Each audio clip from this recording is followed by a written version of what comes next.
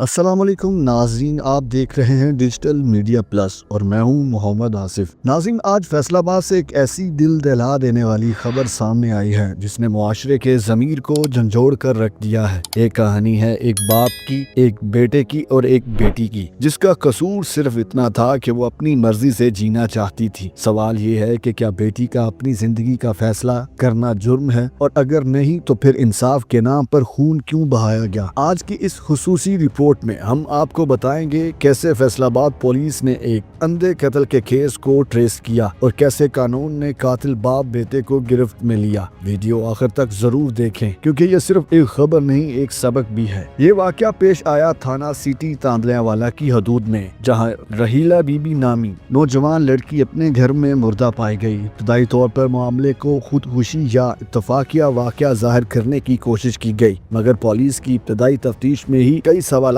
جنم لینے لگے۔ محلے داروں کے بیانات، گھر کے حالات اور مقتولہ کے قریبی افراد کی گفتگو سے یہ بات واضح ہونے لگی کہ یہ محض ایک حادثہ نہیں بلکہ ایک منصوبہ بند قتل تھا۔ تحقیقات میں انکشاف ہوا کہ رحیلہ بی بی اپنی پسند کی شادی کرنا چاہتی تھی، جو اس کے والد محمد صادق اور بھائی محمد زبیر کو کسی صورت قبول نہیں تھا۔ خاندان کے اندر اختلافات شدت اختیار کر گئے اور اسی اختلاف نے ایک معصوم جان لے لی۔ غیرت کے نام پر کیے جانے والے جرائم آج بھی ہمارے معاشرے میں ایک تلخ حقیقت ہے، جہاں بیٹی کو عزت کا بوجھ سمجھا جاتا ہے۔ سی پی او فیصل آباد صاحبزادہ بلال عمر کی خصوصی ہدایت پر ایس ایچ او تھانہ سٹی تاندلیہ والا کیسن مختار نے اس کیس کو چیلنج کے طور پر لیا۔ جدید ٹیکنالوجی، وسائل، موبائل ڈیٹا، کال ریکارڈز اور دیگر شواہد کو بروئے کار لاتے ہوئے پولیس نے تفتیش کا دائرہ تنگ کیا۔ چند ہی دنوں میں وہ شواہد سامنے آ گئے جنہوں نے باپ اور بیٹے کو کٹہرے میں لا کھڑا کیا۔ پولیس نے خفیہ معلومات کی بنیاد پر کارروائی کرتے ہوئے ملزمان محمد صادق اور محمد زبیر کو گرفتار کر لیا۔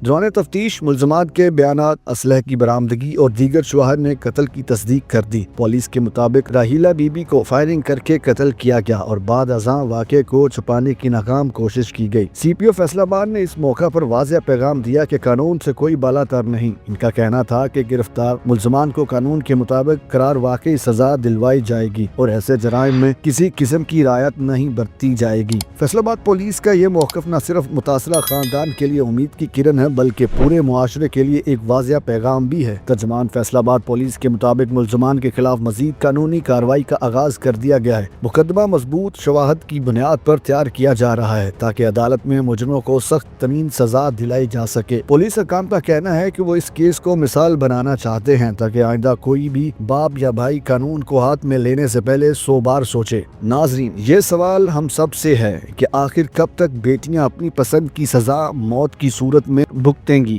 کب تک غیرت کے نام پر قتل ہونے والی خواتین کی فہرست لمبی ہوتی رہے گی؟ یہ واقعہ ہمیں سوچنے پر مجبور کرتا ہے کہ مسئلہ صرف قانون کا نہیں، ذہنیت کا بھی ہے۔ جب تک معاشرہ شعور اختیار نہیں کرے گا تب تک ایسے واقعات رک نہیں سکیں گے۔ آپ کیا سمجھتے ہیں؟ کیا رحیلہ بی بی کو انصاف مل پائے گا؟ کیا ایسے جرائم واقعی رک سکتے ہیں؟ اپنی رائے کامنٹ میں ضرور دیں۔ ایسی مزید حقیقی اور تفصیلی خبریں دیکھنے کے لیے ڈیجیٹل میڈیا پلس کو سبسکرائب کریں، ویڈیو کو لائک کریں اور شیئر کریں تاکہ یہ پیغام ہر گھر تک پہنچ سکے۔ میں ہوں محمد آصف اور آپ دیکھ رہے تھے ڈیجیٹل میڈیا پلس۔ ملتے ہیں ایک اور نئی معلوماتی ویڈیو کے ساتھ۔ فی امان اللہ۔